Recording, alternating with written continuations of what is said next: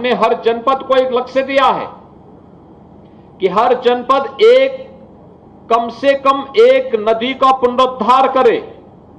जो नदियां पहले हमारे इस राष्ट्र रूपी शरीर की धमनियां जैसी थी,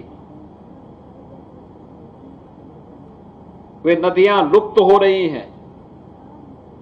नदियों का लुप्त होने का मतलब आने वाले समय के लिए भीषण जल संकट का सामना हमें करना पड़ सकता है। उस भीषण जल संकट के सामना से रोकने के लिए हम अभी से उसको पुनर्जीवित करें, उस पर कब्जा न होने दें।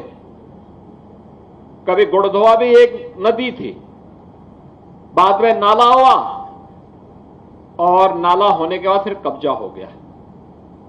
इस समय फिर से जीवित हो रहा है। अगर हम दोनों ओर ऐसी पुनर्जीवित हो रही नदियों को दोनों ओर व्यापक पैमाने पे वृक्षारोपण कर लें तो हमारी प्रकृति के प्रति भी और पूर्वजों के प्रति भी एक कृतज्ञता होगी। कृतज्ञता इस बात को लेकर के कि कभी किसी पूर्वज के समय में वो नदी रही होगी, प्रकृति ने उसको अपनी धमनी के रूप में उपयोग किया था, जिससे जीव सृष्टि को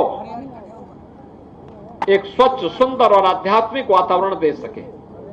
हमने अपने स्वार्थ के लिए उसको पाड़ दिया, नदी को नाला बना दिया। नाला बनाने के बाद फिर उसके ऊपर कोई कॉलोनी काट दी।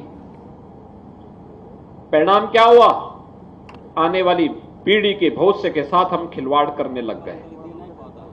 असमय बारिश, अतिवृष्टि, सूखा, बाढ़, ये सभी विकृतियां हमारे सामने आपदा के रूप में सामने आती हुई दिखाई दी। अगर इन सभी भयावह स्थितियों से बचना है तो हमें फिर से प्रकृति की शरण में जाना होगा और नदियों को पुनर्जीवित करना होगा। जल संकट से बचाने के लिए नदियों को पुनर्जीवित करना और नदियों को पुनर्जीवित करने के लिए व्यापक पैमाने पर वृक्षारोपण के इस महाअभियान के साथ जुड़ना।